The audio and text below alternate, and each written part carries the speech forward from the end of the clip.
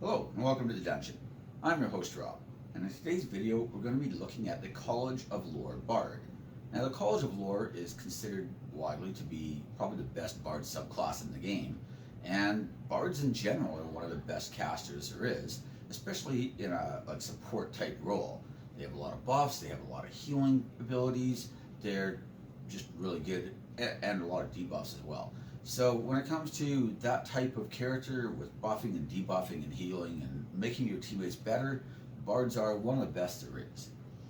So we're going to be taking a look at the College of Lore specifically and what makes it so good and why so many people seem to like the class.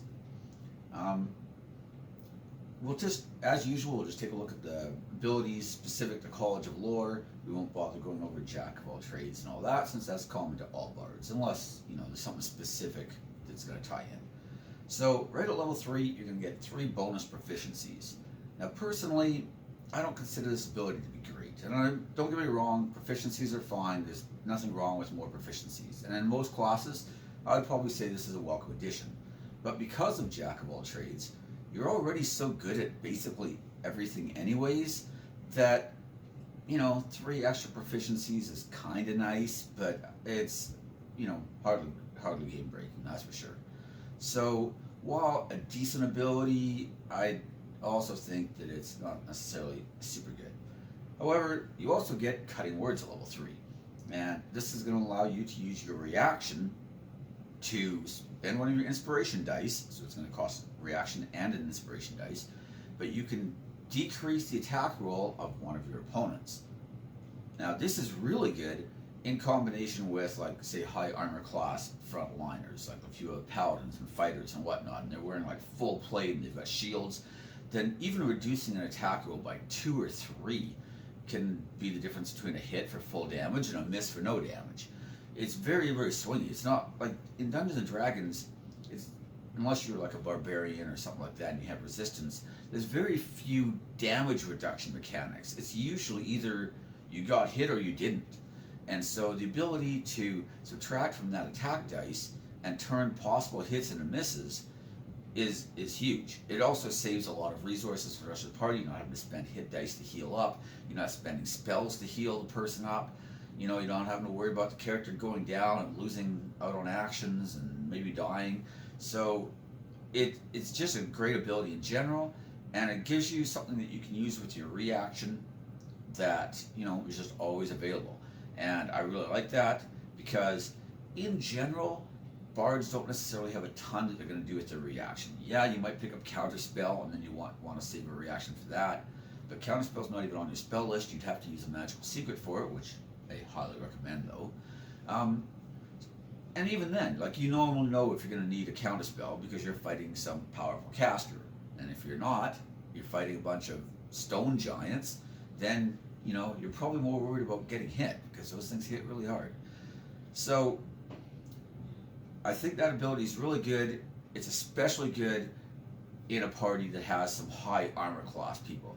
If your main tank is like a barbarian and he's attacking recklessly all the time, and so he's giving advantage to his opponents constantly, it's going to be a lot less useful because he's going to tend to get hit all the time anyways, and reducing an attack roll by 2 or 3, 4 points may not be, there's still circumstances where it could be good, but it's not going to be as useful overall. At level 6, you're going to get 2 additional magical secrets. Now, I really like this ability, and yeah, bards, you're still going to get the ones at level 10 and 18 that all bards get. But the thing that getting them at level 6 means that you'll have access to 3rd level spells. And this is huge because 3rd level spells are awesome. Like, the gap in power between 2nd level and 3rd level spells is maybe the biggest jump in power in the game. And if not, it's only matched or equaled by the jump between 8th and 9th level spells. The difference is staggering. So you suddenly get access to things like fly, haste, slow, fireball. You get things like counterspell, which would be one of my top choices. But you can also take spells from like the paladin or ranger spell list. And the thing that's interesting about those spell lists is probably because they only have 5 levels of spells. A lot of times their spells are more powerful given the level than corresponding spells of other classes. So like a third level paladin spell will often be better than like a third level cleric spell, for example, because paladins have to be, like ninth level before they can get those spells. And a fourth or fifth level paladin spell will often be quite a bit better than a fourth or fifth level spell of like, druid or cleric or whatever else. In particular, I like Aura of Vitality. I've talked about this spell a couple times. You can use a bonus action to hand 2d6 worth of healing to any of your teammates or to yourself. It's just a bonus action to use, and it lasts for 10 combat rounds. So 1 minute worth of healing, 10 combat rounds. It ends up being 20 dice 6 worth of healing with a third level spell slot. And you can use it in combat, you can use it out of combat. It's not like Prayer of Healing, for example, which has a 10-minute casting time. So I actually think this spell is very strong. And even out of combat, you can just use it for 1 minute. Instead of taking a short rest, you can just be like, yeah, I'm just going to cast or Vitality, heal everybody up. Oh, you need two more. Okay. Oh, everybody's good. Okay, let's go. And I think it's an amazing spell. One that I would highly recommend. Another good choice if you want some damage would be Spirit Guardians. Spirit Guardians is a very strong spell. It has damage component, especially if you're of good alignment or neutral. Then radiant damage is usually very seldomly resisted, and sometimes things will be vulnerable to radiant damage as well, which is kind of nice. And it also gives the movement speed debuff. And like I said, you can take things like Fireball, but in general, I'm probably gonna look for things that are gonna, if I wanted to do lots of damage, I probably wouldn't have played a Bard in the first place. I guess what I'm trying to say, right? So I'm not looking for things like Fireball usually. I'm not saying it's not a good choice, but I'm going to probably take Counterspell, and if I'm going to be doing a lot of healing or Vitality is excellent. And if I'm looking more for a buff, debuff, then I'm going to look towards Haste and Slow. Those are probably going to be my main choices. And Fly is also good, of course, as well. At level 10, you're going to get more additional magical secrets, of course. At level 14, you're going to get Peerless Skill. And this is going to allow you to add your inspiration dice to any of your ability checks. And combined with Jack of all trades, you're already going to be pretty good at ability checks, and this just makes you insanely good at everything. Basically, it's just, I choose not to fail a skill check ever, almost. So, Bards can be ridiculously good, especially since you can get expertise and stuff as well with Bard. So, not only are you just a general skill monkey, but you can be among the best in the game at whatever chosen skills you want. It's pretty ridiculous. So, and don't forget that you can apply this to any ability check. Counterspell is an ability check. Initiative rolls are an ability check. That means you can use your inspiration dice on any of those type of things you're needing to do in a day. So, it's an amazing ability. It takes something that you're already pretty good at and just makes you, hands down, probably the best in the game at it. So, let's take a quick look at race choices. Obviously, if you talk about charisma casters, you have to mention half-elf. I've said before, but I think half-elf is almost too good. 2 charisma and then 1 to 2 different ability scores of your choice. You also get the elven immunity advantages and stuff. It's, in the trance state and whatnot. It's just an amazing choice.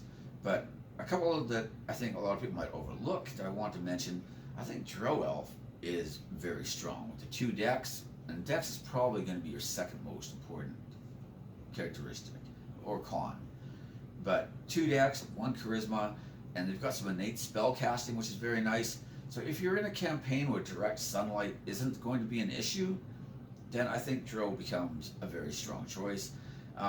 I like Variant Human always, of course. That bonus feat can be very handy. Lightfoot Halfling, similar stats to the Drow Elf, but without the direct sunlight disadvantage. You don't have the innate spell casting, but you do have the Halfling Luck, which can be very handy, just allowing you to reroll 1s. I think Tiefling's a pretty good choice. The stats aren't quite as good as Drow Elf because the 1 Intelligence usually isn't as good as the 1, or as the 2 Dex, of course. But I still think Tiefling's a decent choice. You have the innate spell casting ability as well, and you don't have to worry about direct sunlight, so that's kind of nice. And you know, there's something about a devil with a fiddle that's just kind of appealing to some people, I think. I kind of like Dragonborn, although let's be honest, they're probably a better choice for College of Valor or College of Blades because of the strength. But they're not a terrible choice. You still have, you know, you still have the charisma, and you could choose to use strength instead of dexes with weapon attacks. There's nothing wrong with that.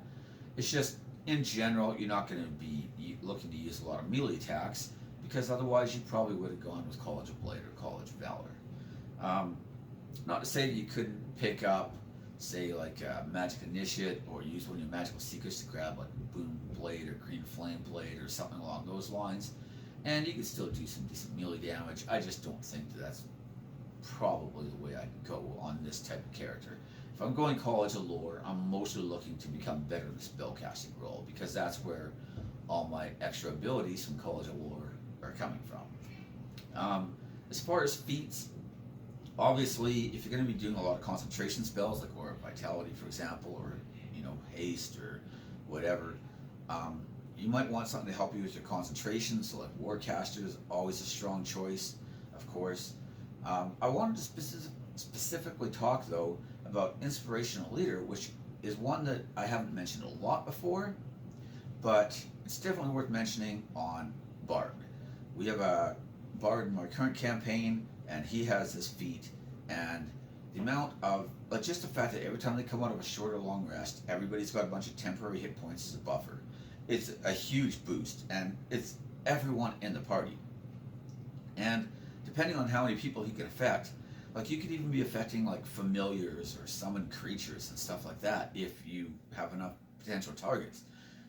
And it scales somewhat, at least. You know, you get an extra point per level. That's not the best scaling, but it's not horrible. It also scales with your charisma bonus. And in our case, our bard he had a tome of leadership and influence, which gave him 2 to his charisma. And he also has this artifact, which is actually the eye of this dead goddess, the goddess of the arts and beauty. And basically just circles his head like an Ion Stone and gives him +2 charisma, as well as raising his max. So he has 24 charisma at this point, which is pretty sick, to be honest. There's not a lot of things that he can't persuade or seduce at this point. Bad decision on my part, probably. But just saying, look, because it scales with that, and it scales with his level, and the player's 19th level at this point as well. So, you know, that's 26 hit points they're getting every time they come out of a rest. And on some of the weaker characters, like some of the casters with less hit points, that's like an extra 25% of their total health, right? Just for free. So it's an amazing feat. I thought I'd specifically mention it there. If you don't have a lot of casters in your party, I think something like the Ritual Caster feat can be okay, because bards don't have ritual casting generally. So something like that can help out. But if you have like a wizard or something, you probably don't need it. But, you know, using something like a tiny hut spell as a ritual is way better than using a spell slot on it. So, I mean, it's one that you might want to consider if there's no one else already filling that role. As far as other spells you might want to take with higher level magical secrets. Now, I talked about some of these in my College of Valor video with the 10th and 18th level spell selections. 10th level, you'll have access to 5th level spells, and this gives you a lot of pretty good choices. You can take something like Conjure Elemental if you want to sort of be a summoner. You can take Summon Greater Demon, actually, which a lot of people don't like because it has some definite downsides, but I personally love that spell. So, you know, just summon a demon and stay back. Let it do its thing, you know. Also, one I want to specifically mention is Circle of Power from the Paladin spell list. It's an amazing buff spell. And again, just the fact that you can take 5th level Paladin spells that tend to be very strong compared to other 5th level spells of other classes. So it's one I would definitely consider. For 18th level spell choices, this is going to give you access to any 9th level spell in the game. You can take some of the top healing spells from a Cleric tree, you know, which are pretty good. You can take things like Prismatic Wall, which is an amazing spell. Sounds like Liliana's awake again. You can also, of course, take the Wish spell, which, I'm sorry, but the versatility of Wish is so good that it's really hard to pass it up. That would definitely be one of my choices almost every time. I know that's not very original. Everybody loves Wish, but the truth is it's so good. It's really hard not to take it. The fact that you can use it to duplicate any 8th to lower level spell from any class without casting times really or components or anything is amazing. And as I've mentioned in other videos, you know, I've heard people complain that like, oh, well, you know, I never get to use my Wish spell. It's like, man, if you're going to take a long rest, use your Wish spell for something if you haven't used it yet, you know? Cast a Simulacrum, make a demi-plane and put all your extra stuff in it. Make a clone and put it in your demi-plane from yesterday's Wish that you didn't use. Create a, you know, Mordenkainen's Magnificent Mansion so that you can sleep there instead of sleeping in a tiny hut. Now sure, I mean a magical tiny hut is nice, but why not have a magical mansion instead? I mean, just, you know, upscale your life. That's what we're talking about here. So there's so many things you can do with Wish, and there's so many things that, like, even if you just wanted to use it for like a commune spell or contact other plane type spell, you know, you just gain more information about whatever your party's currently trying to learn about or do, or whatever dungeon they're trying to finish. There's probably some bit of lore there that you could explore, you know? And if you didn't have anything else to do with your spell, and you're going to take a long rest anyways, use it for something like that. So those are my main thoughts. Oh wait, I almost forgot. Find Steed and Find Greater Steed. Those are both amazing spells, again from the Paladin spell list. And like, especially Find Greater Steed, you can take that level 10 as one of your magical secrets. And I mean, you can just have like a pet griffin that you can ride around. And I talked about this more in some of the Paladin videos, so I don't want to spend a lot of time on it in this one. But spells that you cast on yourself, that like only target yourself, are duplicated onto your steed. Things like Death Ward can be duplicated.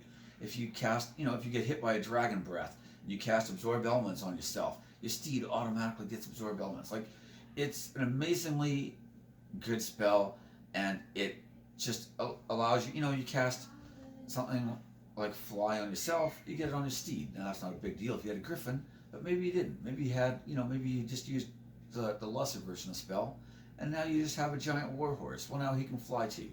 So it has a lot of potential uses, and just having like a pet griffin that you can fly around on or something along those lines is just excellent anyways. It just adds, you know, it's basically like a summoned creature, except it just stays basically forever. And, you know, nothing wrong with that. It's just more power for your party that, you know, it just kind of gives you that little extra boost. You know, it can attack even if it acts independently.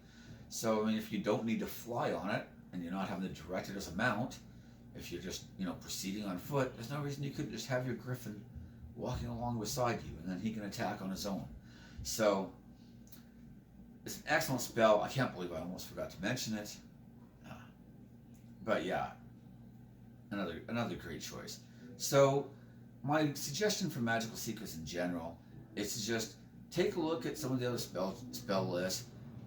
If there's something that you've seen from other classes that you like, you can take that too. Or if you used to play a wizard and you're like, man, I really liked being able to summon things to serve me, or I wish I had Animate Dead. Well, now you can have Animate Dead or Dance Macabre. You know, nothing's stopping you from taking those. So that would be my thoughts on the College of Lore Bard. It's very, very strong. Oh, I wanted to make a brief mention about multi-classing as well. One of the things I mentioned about College of Lore is that they don't tend to do a lot of damage. I've mentioned before the idea of the Warlock Bard mix, where you take 2 levels of Warlock just for Agonizing Blast and Eldritch Blast, and then instead of using things like, you know, Vicious Mockery, you can use that, and you can just blast things for pretty good damage. It's not going to be as good as the Sorcerer, because you won't be able to quicken cast those Eldritch Blasts, so I think the Sorcerer Warlock combo is still slightly stronger, but you're going to be a bard instead of a sorcerer, and in a lot of cases that might actually be better. So I think that's one that's worthy of mentioning. I also wanted to mention the idea of Life Cleric 1 and then the rest Bard. And now the nice thing about Life Cleric is you don't, a lot of the multi-classes, you're kind of forced into starting as that class, right? Let's say you want to multi-class as a fighter. If you want to have the Constitution proficiencies and you want to have all the armor and weapon options and everything, you need to start fighter. Otherwise, if you multi-class into fighter later, you only get some of the stuff, as all determined in the player's handbook from the multi-classing rules. And they have a list of what you get if you multi-class in later. But if you start as fighter, you get all the fighter stuff. Well, with Cleric, you don't have that issue with Life Cleric, because one of their level 1 abilities is they get the bonus proficiency of heavy armor, which means that you could multi-class into Cleric later on. Maybe you wanted to get to level 6 right away and get Counterspell, for example. And then you decide at level 7, pick up one level of Cleric, and then go back to Bard. You now get heavy armor, you've got access to things like Bless, which is pretty good, Guidance Cantrip, which is pretty good, you know, so you can pick up a few nice spells like that. And you still got like Fairy Fire and stuff like that from the Druid spell list. And because it's a pure caster, it's not really slowing down your progression much. It does mean you'll get Wish at 19th level now instead of 18th level. That's a long time to wait, but 18 is already a long time to wait. So, you know, maybe not such a big deal. The reason I like, excuse me, the Life Cleric though, is because you also get the ability that anytime you're casting a healing spell, the recipient gets a bonus 2 hit points per spell level. So if you cast a level 1 spell on them, then they're getting an extra couple hit points. If you cast a level 6 spell on them, they're getting 12 extra hit points. And it's not costing you any additional resources of any time. It's just you cast a heal, they get extra health back. And so I actually think that's a pretty strong ability for, you know, just one level. And I'm not saying that you should go Life Cleric for that ability. I'm just saying that if you wanted heavy armor and a shield and stuff like that anyways to make yourself a little tankier and more survivable, as well as picking up access to some decent spells from the Cleric spell list, then that's a pretty solid choice. You know, you could go Tempest or War Cleric and also get the heavy armor, but I feel like if you wanted to go War Cleric, you probably wouldn't be College of Lore, because, you know, getting a bonus action attack once or twice a day is going to be based on your Wisdom mod, and I wouldn't suggest having a high Wisdom. You're going to need 13 to multi-class in or out of Cleric, and, you know, you'll probably want 13 or 14 just so you have a decent Wish save anyways, but you don't really need to go far beyond that. And if you're not casting a lot of Cleric spells, you know, if all you wanted was just, you know, Bless, it doesn't require you to have a Wisdom bonus. Guidance doesn't require a Wisdom bonus.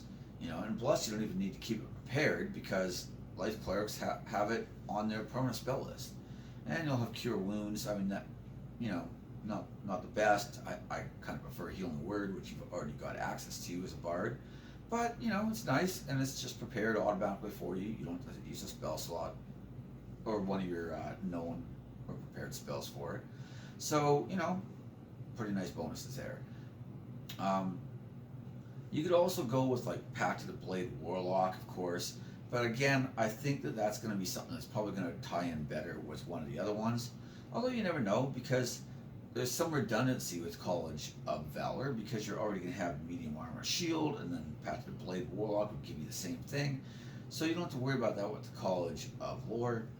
You could just, you know, take one level of Hexblade, for example, and get some armor proficiencies, and you know, take your second level and use that as your 2 levels of Warlock if you wanted to go that route. And then if you did want to make any melee attacks, you could just use Charisma as your only stat.